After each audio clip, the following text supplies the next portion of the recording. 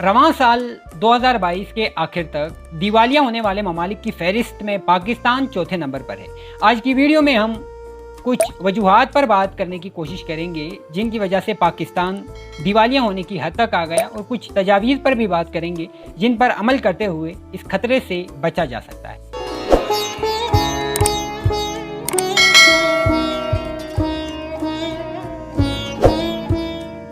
अस्सलामुअलैकुम अहबाब, आप देख रहे हैं उबैद साकिब ऑफिशियल और मैं हूं उबैद साकिब। श्रीलंका डिफ़ॉल्ट होने से कुछ माह कबल जिस पोजीशन पर था, आज पाकिस्तान उसी पोजीशन पर है। अभी आप स्क्रीन पर जो लिस्ट देख रहे हैं, ये लिस्ट है उन ममालिक की जो 2022 के आखिर तक डिफ़ॉल्ट या दिवालिया होने जा रहे हैं। इस लिस्ट में पाकिस्तान चौथे नंबर पर है। पाकिस्तान से ऊपर सिर्फ 3 ममालिक एल सल्वाडोर, घाना और ट्यूनिस है। आज की वीडियो में हम सबसे पहले कुछ वजूहात पर बात करेंगे जिनकी वजह से पाकिस्तान दिवालिया होने की हद तक पहुंच गया। उसके बाद कुछ तजावीज़ पर बात करेंगे जिन पर अमल करके दिवालिया होने के खतरे से बचा जा सकता है। अगर हम उन वजूहात पर बात करें जिनकी वजह से पाकिस्तान डिफ़ॉल्ट होने जा रहा है, तो उनमें सबसे पहली वजह पाकिस्तान के फॉरेन रिजर्व का तेज़ी से नीचे आना है। पाकिस्तान के फरवरी में $16 बिलियन फॉरेन रिजर्व थे, जो अप्रैल में घटकर $9.7 बिलियन और मई में $8.9 बिलियन रह गए थे। अगर IMF से फौरी तौर पर कर्जा नहीं मिल जाता तो हम मई और जून में कर्जों की किस्तें अदा करके आज दिवालिया हो चुके होते। अगरचे IMF से इमदाद मिलने के बाद पाकिस्तान वक्ती तौर पर डिफ़ॉल्ट होने के खतरे से बच गया था, मगर आज हम दोबारा उसी पोजीशन पर खड़े हैं। पाकिस्तान के दिवालिया होने के खतरे से दो चार होने के पीछे जो दूसरी वजह है वो है रशिया और यूक्रेन की लड़ाई। रशिया और यूक्रेन के दरमियान वार होने की वजह से पूरी दुनिया में बहुत सारे मामलात मुतासिर हो गए, क्योंकि एक पूरी सप्लाई लाइन मुतासिर हो गई है। ख़ास तौर पर तवानाई और खुराक के मसाइल ने जन्म लिया है। बदकिस्मती से पाकिस्तान भी उन ममालिक में शामिल है जो रशिया और यूक्रेन की जंग की वजह से मुतासिर हुए। पाकिस्तान में ख़ास तौर पर लोड शेडिंग की वजूहात के पीछे किसी हद तक इस जंग का हाथ है।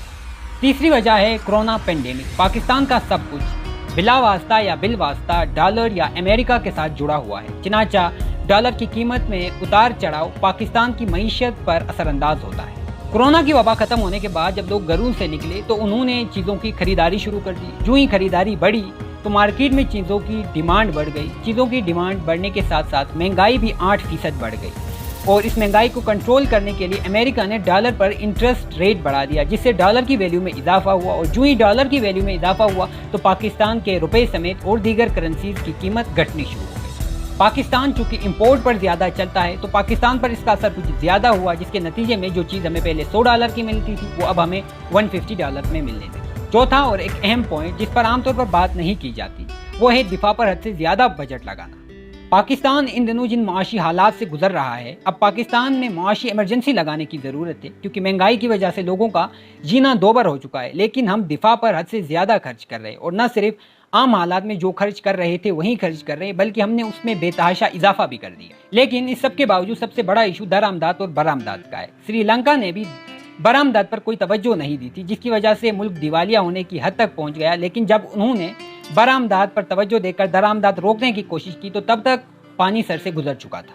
पाकिस्तान भी दरामदात के हवाले से तारीख की बुलंद तरीन सतह पर खड़ा है। आज भी $15 बिलियन की चीज़ें हम दरामद करते हैं। ये सब चीज़ें लग्जरी चीज़ें हैं, लेकिन इन पर पाबंदी नहीं लगाई जा रही। बरामदात की ये तादाद दरामदात से 100 गुना से भी ज़्यादा है। श्रीलंका ने भी कुछ ममालिक से कर्जा लेकर अपने मुल्क में आवाम को पेट्रोल और डीजल सस्ता मुहैया कर दिया, जिस पर आवाम वक्ती तौर पर खुश हो गए थे, लेकिन मुल्क दिवालिया हो गया। हमने भी आवाम को सस्ता पेट्रोल देने की कोशिश करते हुए करीबन 300 अरब का नुकसान कर लिया है।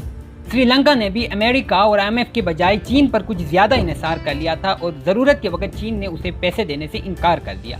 पाकिस्तान ने भी चीन पर ज़्यादा इन्हिसार किया, और मुबैना तौर पर अब जब पाकिस्तान में हालात कशीदा हो गए तो चीन ने मना कर दिया है पाकिस्तान की मदद करने से। श्रीलंका ने भी बरामदात बढ़ाने के बजाय ज़्यादा इन्हिसार दोस्त ममालिक के कर्ज़ों पर किया था, और पाकिस्तान ने भी गुज़श्ता 4 सालों में इतने कर्जे लिए हैं जितने उसने गुज़श्ता 70 सालों में नहीं लिए थे।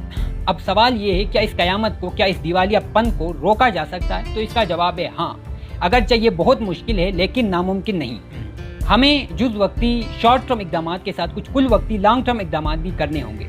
हमें सबसे पहले कारोबारी इदारों से स्टेट बशमूल फ़ौज को نکالنا ہوگا اور کاروبار کی باغ دوڑ مکمل طور پر نجی ہاتھوں میں دینی ہوگی۔